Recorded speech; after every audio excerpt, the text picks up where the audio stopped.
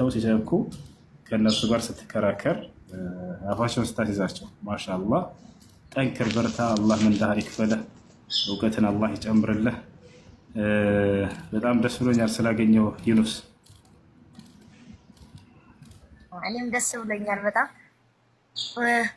በዚች ጋር ደግሞ አሁን ጥያቄ ነበረኝ። እሺ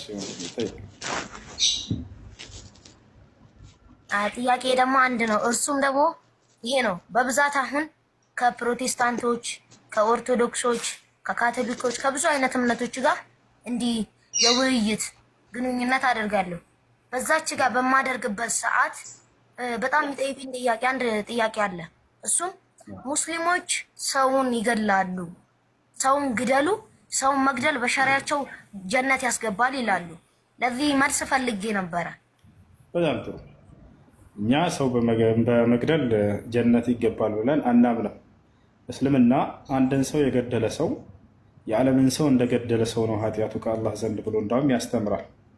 አንድን ሰው ያዳነ ሰው ደግሞ የዓለምን ሰው ነፍስ እንዳዳነ ነው የሚቆጠረው ብሎ ያስተምራል።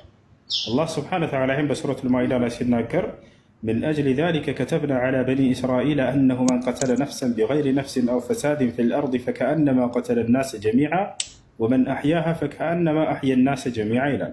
የአንድን ሰው ነፍስ ያጠፋ ሰው የዓለምን ሰው ነፍስ እንዳጠፋ ነው ኃጢአቱ ከእኔ ዘንድ ይላል አላህ።